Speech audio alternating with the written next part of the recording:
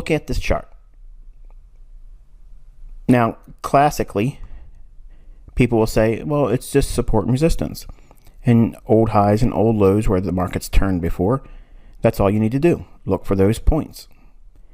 And when I first started, I read the same books these people do too. And I can tell you that if it was just that simple, everyone would be billionaires. Okay? It's not support and resistance that leads to Forex riches. I needed to find out what was really going on. And when I did, all these ideas of support and resistance levels faded away. And I got to the real heart of what turns the market and then why the market should react at specific price levels. So now I want to kind of show you what it is. And it's something that you guys are familiar with if you've been looking at my content for any length of time. But let's go to another chart. Now I'm going to add the perspective that I teach my students.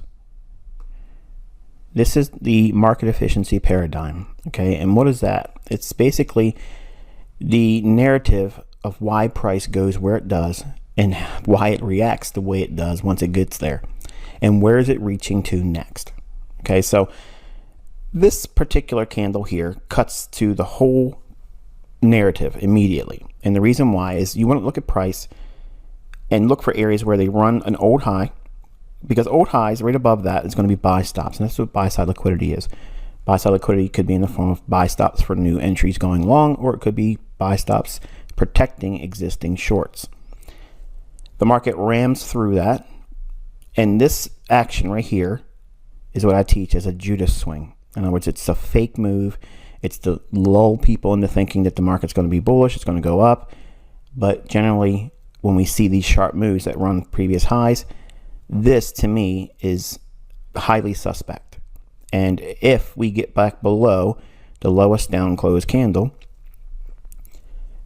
once it breaks that, which it does here, the narrative changes to bearish. So all I need to do, and my students do, is we go to this candle here, draw it out in time.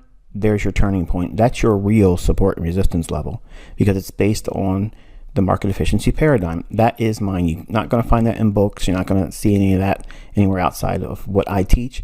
And there's a lot of things that go along with this pattern. Too many people go on YouTube now and talk about the ICT breaker, or they just remove the ICT and they call it something else, a banker's candle. You know, everybody's got a new twist on what I'm teaching, and they don't know what they're talking about. What I'm showing you here is the narrative behind finding an optimal trade entry with this structure in place. It's a trendless market environment. It doesn't have to have a bullish or bearish bias on the daily chart. So you go into lower time frames, and this right in here is what we're going to zoom in on. Okay, so we're going to look at the lower time frame 5-minute chart right here. Okay, but before we go into it, since we're on the hourly chart, I want to annotate the previous day's range.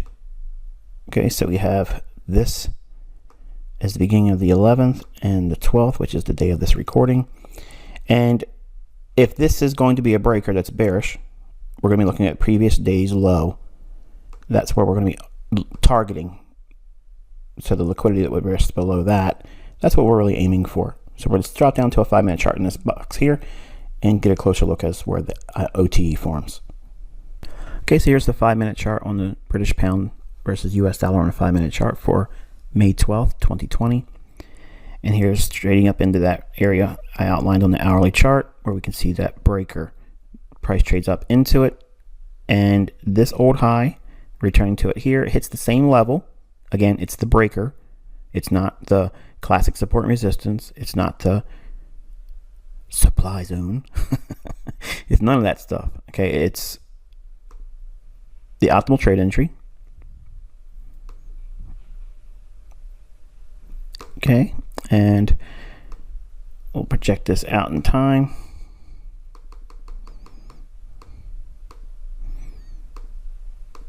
Okay, so we have the high to the low, returns back to optimal trade entry, 79% retracement level, lays right on top of that level here. Your stop will be above here. And the market raids an old low here, and the fib level is here. So you could use 123 big figure as your level, not reaching for the fib, because the magic is not the fib, but reaching below this low for the liquidity that resides below here. Now, this is the previous day's range, okay, to the 11th. We also have more time here in our New York session to look for another trade if it forms. Has it taken out previous day's low? Not here. It starts to retrace on this candle here. What time of day is that? 11 o'clock in the morning. That is still time to take another trade, and if it's still there, if it's valid. All right, so we can see the optimal trade entry here. Low and high, retraces back into the New York session, and previous day, or the 11th of May's low. We will be targeting that next. Stop would be above here. Your short would be in here at the 62% retracement level. And again, below the level of the previous day's range low at, what is that, 122.83 and 1 pipette. And then the next fib level would be 122 and 65 and 5 pipettes. So we will be looking for this as a potential objective, but we can just simply use the 122.70 level. It would be below the 11th low and not demand a full fib. Now you can do that, but in this example, we're sticking to the rules, rounding down and being content. And the result of this is here. Market trades down to the standard deviation of 1 on the range, and we blow below the 11th low. Sweep it here, work on it here, and then expand